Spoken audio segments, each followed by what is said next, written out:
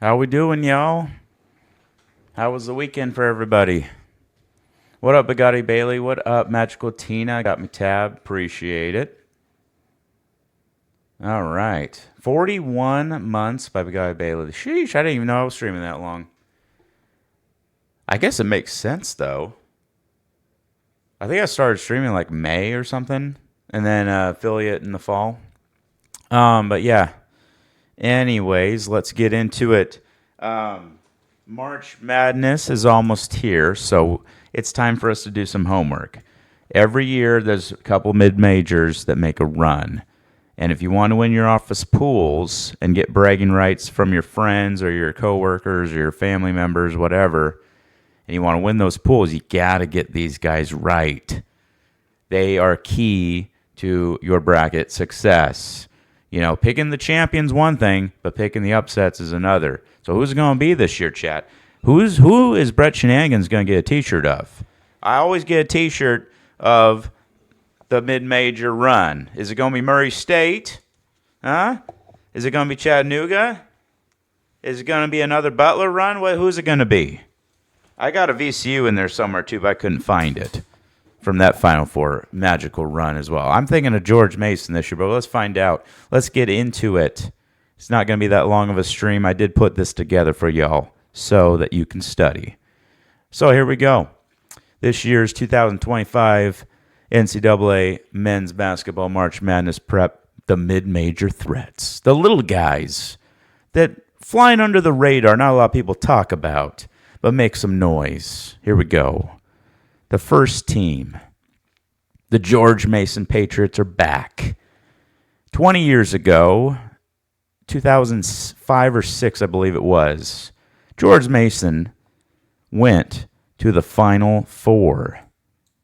And I think it's ironic that they're good again 20 years later. You still wear white ties? How we doing? How you doing? I got you, Bailey. I think this is the perfect setup. Appreciate it, though, about the cam. George Mason's good again. Now, that team went on to beat number 1 UConn and made it to the Final Four. They did it on good defense. They weren't even supposed to be in the tournament that year. They got in at one of the last few at-large bids. They snuck in, and they went all the way. And they got in on defense. Well, this team's doing the same thing. They're 21-5. They are pretty much dominating the A10. 63 in net, 28 RPI. They're 70 with KenPom. They're not the greatest in offense, but the 16 in defense, that stands out. Their average height, not too shabby. Top third. 121. There are 360 teams. So keep in mind when you see these numbers, they're ranked that out of 360. Their best win is at Dayton. They don't have a lot of great wins, but they don't have any bad losses. And it's really just, they're a metric team. Just you got to watch them. They didn't really have the schedule for me to put on here. But mark my words, when you see these guys in March, it's going to be dangerous. They do have losses at Duke and at Marquette. Not too shabby of losses right there. You still wear white tie. It says, how's it hanging? It's hanging good, man. I am ready for vacation later this week, and then March Madness coming up after that. It's a good time to be alive. Baseball season around the corner. We've already been practicing ourselves. How are you doing? All right, so next team. We got George Mason in there. Who is it going to be next? A newcomer. The UC San Diego Tritons out of the Big West. They're 22-4, not too shabby. One of the best records in the entire nation right now. 12-2 in league. It's a decent league this year too. They are 43 in net, which is good enough for an at-large if the tournament were to start today. 42 in RPI. Back in the RPI days, that would have been good enough for a at-large bid as well. And they're 40 in KenPom. Offense, pretty good. 51 out of 360. Defense, even better, 49. I mean, this team's good. Their average height is okay. It's top third, 117. They got a couple big guys. It's really just their guards are a little smaller. And they got some good wins. They gave Utah State their first loss of the year. They were undefeated, and they went to Utah State and did it. They also have a win at UC Irvine, who happens to be in their league. We might have more on them later. Their most notable losses were to good teams, San Diego State and UC Irvine. I mean, they don't have very many losses, so I had to pick something. But yeah, they're really good. I saw them play against UC Irvine, that win. They literally don't miss. They don't. I think they had like 9 threes in a row in that game that I watched. It was really late at night. I should have been falling asleep, but their offensive efficiency was keeping me awake and in the game because they were really good. So you have got to pay attention to this team. This is probably the most dangerous team on this list that isn't in the Mountain West or the WCC. So pay attention to these guys. If you see them as a 12 seed, boy, I'm riding them. Is this Wofford? Says Begata Bailey. No, this is UC San Diego, the Tritons. They've never been in the tournament. I think they're going to go this year. Here we go. Let's go to the next team. Grand Canyon. They were in it last year. They've been in it 2 of the last 3 years. Last year, they dang near went to the Sweet 16. They gave Alabama one of the toughest games in that round of 32. Alabama went on to the Final Four, and Grand Canyon played them tougher than North Carolina did. Grand Canyon returns almost everybody from that team, except for one guy, McLaughlin. That's really it. They got this team is having a little bit of an underachieving year. They were expected to be better this year because of bringing back all those guys. But the reason why I'm mentioning them is not because of their record or their metrics. It's because who's on that roster. They got Tyon Grant-Foster. He's a pro. And they got a couple bigs. They got a couple guys that are 7 foot that can bang down low. As you can see, their average height is 52, one of the tallest teams in the country. So you might want to still keep an eye on them, even though their record's only 19-8. And their net's not great. RPI is not, for at-large standards, these aren't great numbers. They're not going to get an at-large bid, but if they win their tournament and you see these guys as a 13 seed, it's going to be scary. So you got to keep an eye on them if you want to win your pool. They still got talent. They just have had they had a really tough schedule too. They've had a lot of close losses. Defense is still 58. That defense 58 is their best number there. Key wins at Stanford. Stanford's good this year. They beat St. Louis. They have really close losses on the road in Georgia and Arizona State. You win those games and you're 21-6. I think your numbers are looking a little different here. So keep that in mind. They've had a pretty tough schedule, but you cannot count out Grand Canyon if you see them on the bracket. Next, we got Arkansas State, the Red Wolves. I don't remember the last time I've seen them in the dance. I don't know if I have. It's probably a long time ago if it happened. Record's not tremendous. It's not too bad. But the RPI, 67, pretty good. That's at large worthy, usually. But the net is probably not going to get them in. Or the Ken Palm. Offensive efficiency, 109, not too bad. Defense, pretty good, 74. And they're not very tall. They're kind of in the bottom third of the height metrics there. But they got good wins. They won against Akron in overtime early in the year. Akron's winning the MAC League right now. They won at Memphis, who is a top 15 team. They have a ranked win over Memphis. And they went to UAB and won. UAB's having a good year this year, and UAB, in that hostile environment, that's always a good win. That's a really tough place to play. They got some key losses at Alabama. They only lost by 8. They were right there with Alabama. On the road. Neutral site, might be a 3-point game. At home, might be a dub. So keep an eye on this team. The record's not tremendous by any means, but They have proven to hang with the big dogs. And then they have a key loss at South Alabama, who's one of their league opponents, who's pretty decent as well. Almost made this list. Yes. Every year, it seems like we talk about Drake. What is it, the last 4 years? They're always on this list. Big Guy Bailey says, Pokemon community gay can suck my butt. Yeah, I don't have luck on it either. Drake Bulldogs. We thought they'd be down this year because they lost their coach. They lost their best player. You think they'd go down a notch? No. In fact, they've gotten better. They're 23-3, 13-3 in league. So they went 10-0 in non-conference. Hard to do as a mid-major. Their net is 59, good enough for at-large standards.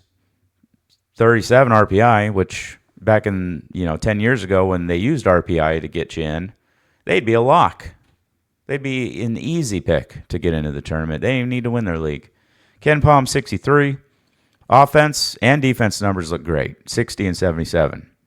Average height, top third, 163. Not terrible, not great.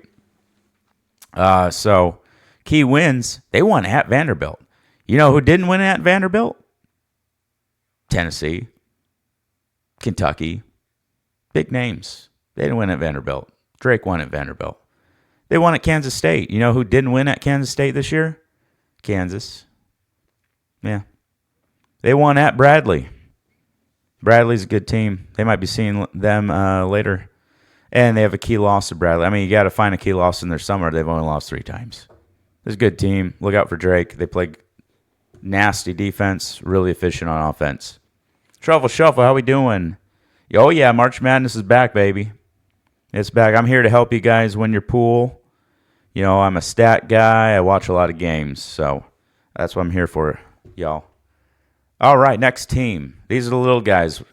By the way, in case you're wondering, the net is basically a tool that NCAA uses. It measures your wins and losses against like your opponent based on location, how good that opponent is, and how bad did you beat them, that kind of thing. RPI is similar.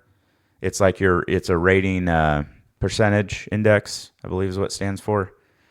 And that's basically a more math directly related to your record.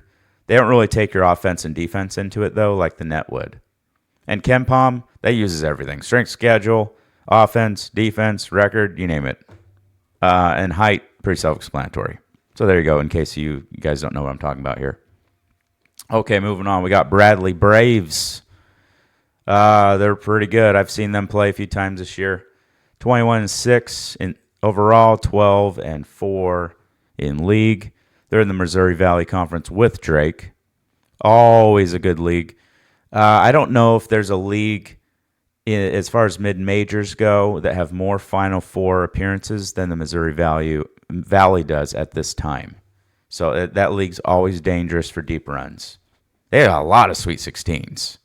I mean, we're talking Bradley's done it, Northern Iowa. I think Drake's done it. Wichita State's done it a few times back when they were in the league. Creighton, back when they were in the league. I mean, that league is... Loyola Chicago went to the Final Four. Yeah, that league's done it a lot of times. It's always... You got to keep an eye on that league. So the net, not too shabby, 79. They're knocking on the door of an at-large bid. Not quite there yet. I think they got to win out, and then maybe they could get one. Really, when it comes down to Drake and Bradley, I think Drake should be in no matter what. But Bradley, I think they could get in if they won every single game, remain on their schedule, got to their conference tournament title game, then lost. I think you got to put them in. But I'm not sitting in that meeting. RPI 55, that's good. KenPom 92, that's all right. Offense is 92. Their defense is 113. I'll be honest, those numbers seem a little low to me based off the eye test, what I've seen from them. They're good. They got 2 7-footers, and then they surround the 7-footers with like 4 small guys that shoot lights out from 3. It's a great system. Key wins, San Francisco, at Drake, and at Belmont. All good programs. and they all are going to have 20 or more wins this year.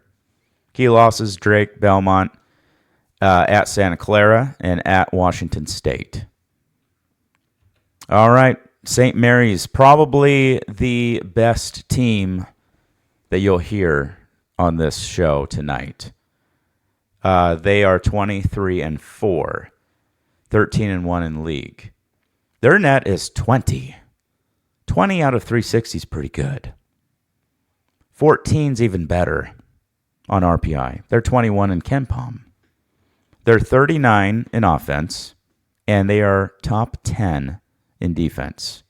Nasty defense. Randy Bennett always has St. Mary's playing good D. This might be his best team he's ever had. Their average height, they're tall. 37. 37 in the nation in height. Pretty good. Key wins, they got Gonzaga. It's always a big win. They got San Francisco. And they beat USC as well. Now, I only put those three. They got other good wins too, but I just put those three down. Key loss to San Francisco, so they split with them. They got Gonzaga coming up next. Is it next week? Maybe a week after the second time. Then they got Arizona State was a close loss, and then they lost to Utah State. So look out for St. Mary's. They probably have the best potential to go deep out of this show that you're seeing here. Next, we got Chattanooga, the Mocs, out of the Southern Conference. Southern Conference has had some history over the years. 1997, I believe it was, Chattanooga went to Sweet 16. You all know Steph Curry, right?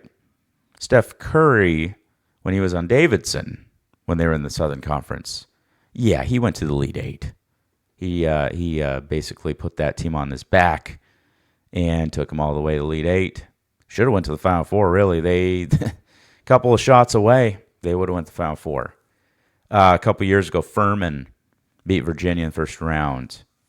They have a history of pulling upsets, that league. So you got to keep an eye on the top teams in this league every single year.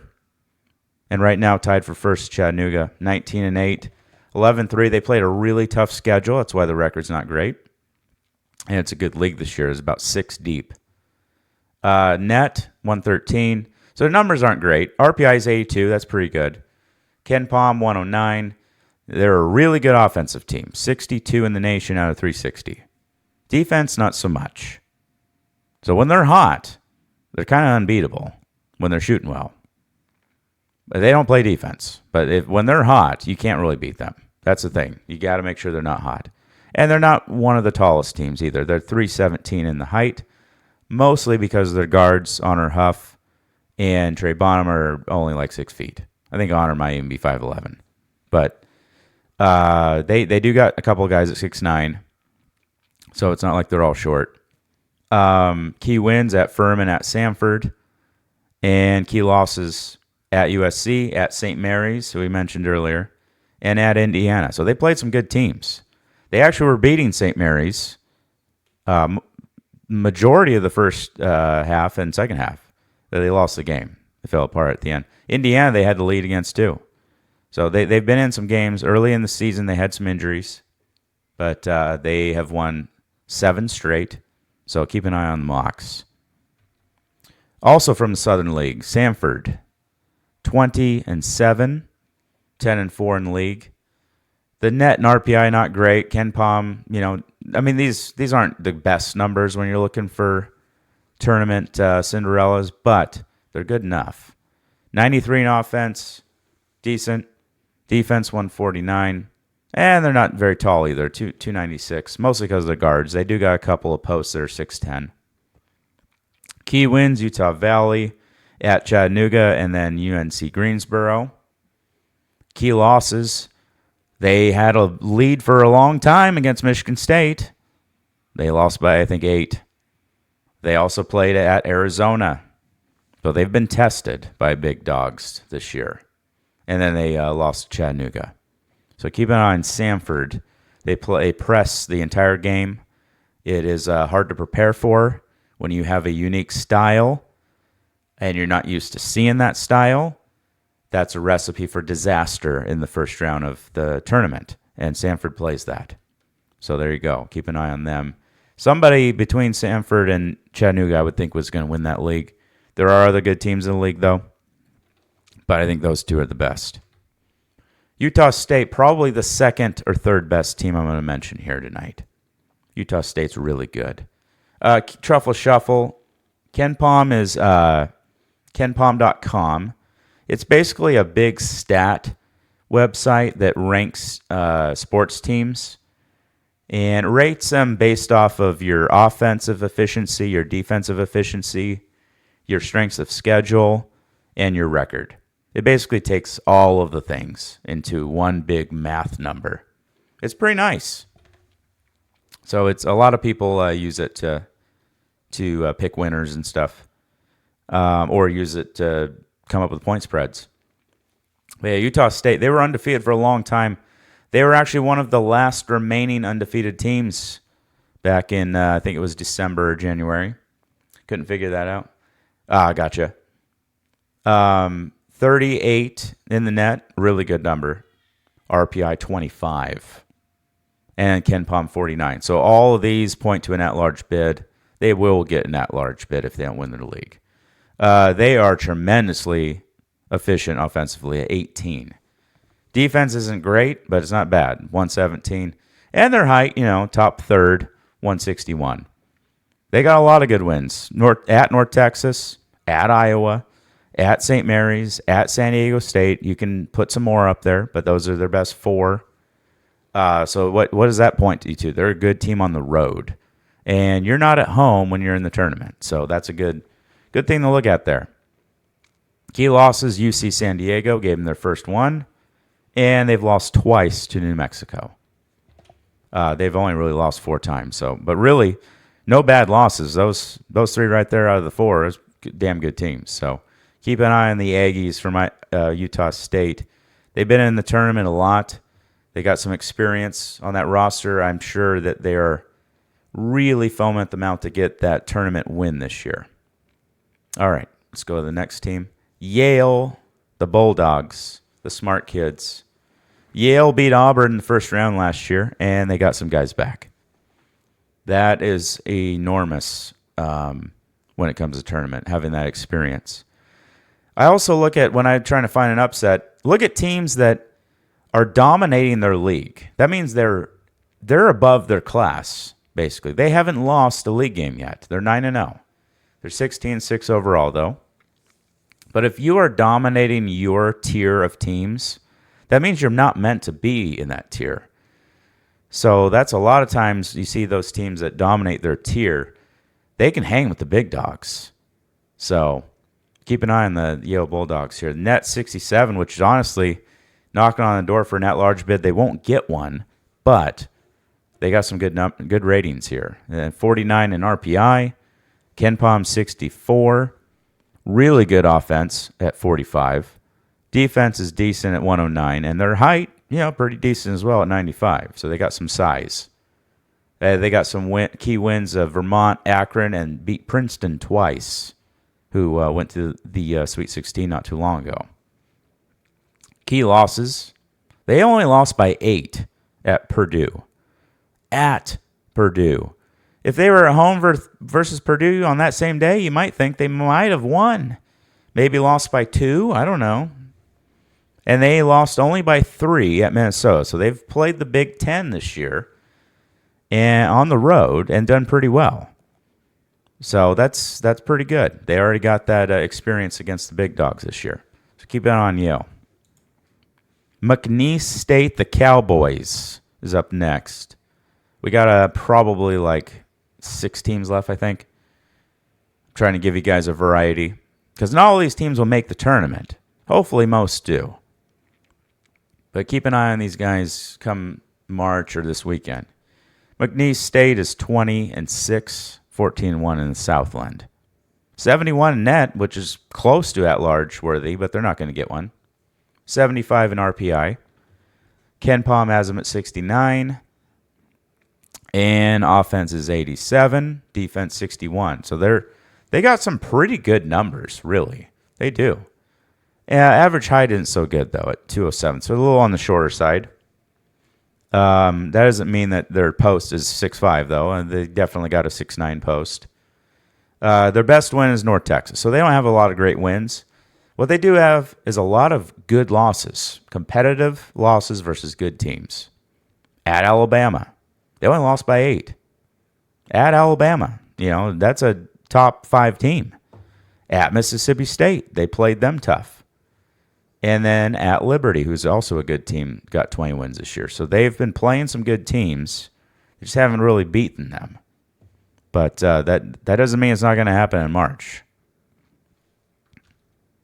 They also have a really good coach. Forgot to mention that. Will Wade's been there, done that. All right, UCF, San Francisco. They're 21-7, 11-4 in the WCC. It's a good league this year with adding Oregon State and Washington State. And they got Gonzaga and St. Mary's and Santa Clara in there as well. It's a pretty good league. They got 60 in net. So they're going to be in the at-large conversation. 39 RPI, really good. 62 in KenPom. Offense is 83. Defense is 51, which is tremendous. And they're pretty tall, 122.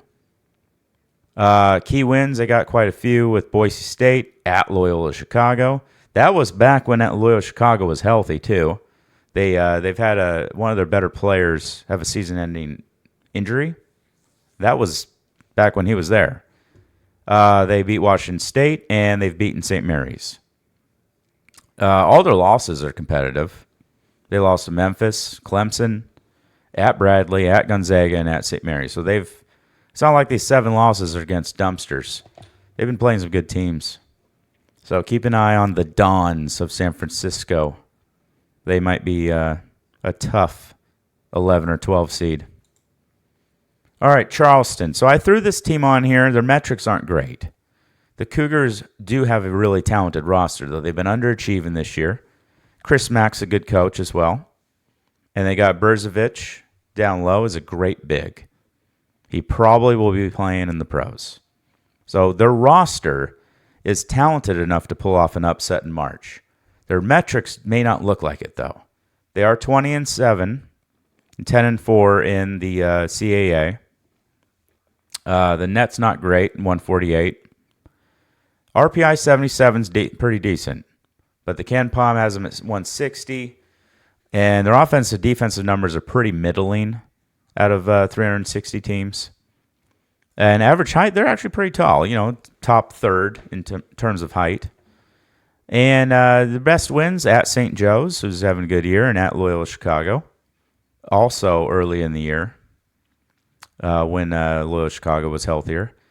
And their key losses are Oregon State and Liberty. So they haven't played the toughest of schedules, but they are a talented team. And if you see them as a 14 seed, I would probably want to play a different 14 seed if I was you, especially since Chris Mack has a lot of tournament experience as coach. He was formerly at Louisville and Xavier. Here's probably one of the most talented teams I'm talking about here. VCU, the Rams.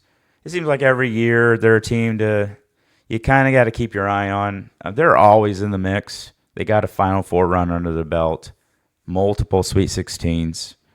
They are always tough. Their record's 20-5, 10-2 in league. It's a great league. They're in there with George Mason, Loyola Chicago, St. Louis, St. Joe's, Dayton, Davidson. They got a lot of good teams in there. It's a great league. It really deserves like 3 bids, but I think they're going to get 2. Net is a great 34. They got a good RPI. They got good KenPom. Their offense is 58, and their defense is 25. They get after it on defense. And they're tall. They're 70 in height. They got everything you want right here. They turn people over. They play D. Defense travels in the tournament. If you're having a bad shooting night, you can rely on your defense to get you back in the game. So they got everything you want to pull off an upset. And they've beaten a lot of good teams. They've beat Dayton on the road. They beat Colorado State.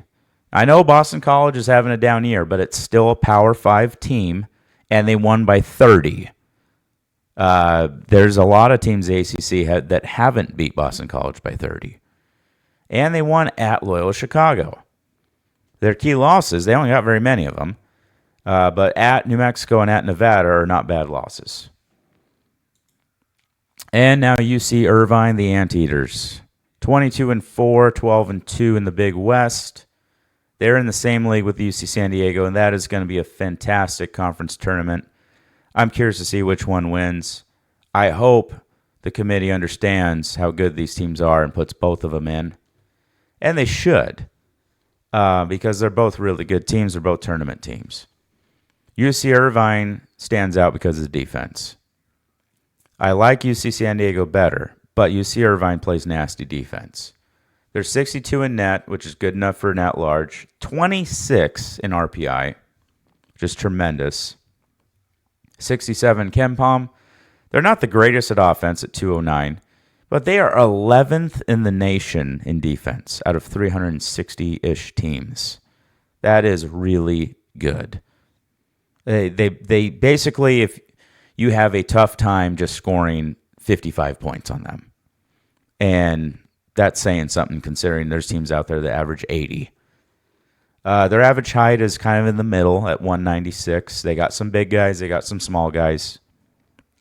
Key wins at UC San Diego, so they split with them. Both teams actually won on the other team's home court, which is interesting. But it actually helped them out, though, because it gave them both a quad one win. They won at Northern Iowa. They won at Belmont. And they lost to Oregon State. So they keep an eye on the UC Irvine Anteaters, as you kind of always have to. They beat Kansas State in the first round a couple of years back. Oh, one of my favorites. High Point, the Panthers. They are 23-5, 11-2. It's just really exciting team to watch. They got a couple 7-1 guys and a lot of slashing guards that like to get to the rim or shoot threes. They're one of the best offensive teams in the country. I've seen them play a few times this year. They don't miss. They like to get to 90 points. They don't play great defense. And usually you want to play defensive teams to pull off upsets. But this is a team right here that is kind of the opposite. But they can shoot you. They can shoot you lights out. So if they get into a shootout, that might be pretty fun to watch, and they can probably pull it off. They're 89 in net, RPI 59. They're not going to get net large. They got to win their league to get in, but I hope they do because I want to see this team on the bracket. Last year I wanted to see them. They didn't get in. I'm thinking they will this year. 28th in the nation in offense, and like I said, the defense isn't great. Their height, I'm surprised, is 202. Because they do got a couple of guys that are 7'1". It could be because their guards are a little smaller, but I'm a little surprised to see the height there. They didn't play a tough schedule, but it doesn't matter. I can watch them and see that they're really good. They beat North Texas. They beat UAB. And a couple of key losses at UNCG and at UNC Asheville. So keep an eye on the High Point Panthers. I think this might be the final team. No, we got two more, I think. I got New Mexico coming up. Memphis Tigers, probably the highest ranked team on this list. Some may argue, is this even a mid-major? Well, yes. They're not in a Power 5 conference, so yes, they are. They're 21-5, 11-2 in the AAC. 49 in net, so they're going to get in that large, no doubt. They're 8 in RPI. 47 KenPom. And they got great offense and defense numbers. They got 63 in offense, 44 in defense. But they're not very tall. 306. I was a little surprised to see that. But I guess it doesn't matter. They just beat you with quickness and shooting and defense. So they got so many key wins. I could have made a third line here. They beat Missouri, who's ranked. They beat UConn, who was ranked. They beat Michigan State, who is ranked. They won at Clemson, who's ranked. And they beat Ole Miss, who, if they're not ranked right now, they were. And they got more than that, but those are their best wins right there. It's a great list. Key losses, well, shoot. I mean, the number one team in the country, Auburn. They played them in the championship game of the Maui Invitational. And they had a close loss to Mississippi State. So Memphis Tigers, probably the best team to make a deep run on this list out of the mid majors. But yeah, they're certainly going to get a pretty good seed, I would think. Maybe a 6 seed, maybe a 7. And finally, the New Mexico Lobos. They've got some history, that's for sure. They've been in tournament at least a dozen times, if not 20 or more times. They're 22-4, 13-1 in the league. So they're dominating their league, and it's a good league. Mountain West got 6 teams in the tournament last year. And they're probably going to get at least 3 this year with Utah State, New Mexico, San Diego State. Boise State knocking on the door as well. Their net's 37, RPI 23, Ken Palm 38, all good things. Their offense is 71, pretty good, but their defense is nasty, 26. And their average height, they are really tall. They're 26 in the nation for height. They're just tower over you. Key wins, they got a lot of them. I could have made 2 lines here. They won at UCLA by 10. They beat VCU. They beat USC. And they beat Utah State twice. They've done more than that. Boise State, I mean, they've got a lot of good wins. Key losses at St. John's and Arizona State. So New Mexico is really good, coached by Rick Pitino's son, Richard Pitino. They were supposed to be one of the darlings of the tournament last year, but they got bounced in the first round. I got to think that that's in their heads a little bit this year, and they probably going to remember that and try to go farther this year. So that is it, y'all. Appreciate you being with me. Hopefully you learn some things, take some notes, get your mid-major notes out there now, chat. Because we're starting tournament in a couple weeks now. Hope you guys beat your colleagues in your pools. I'll be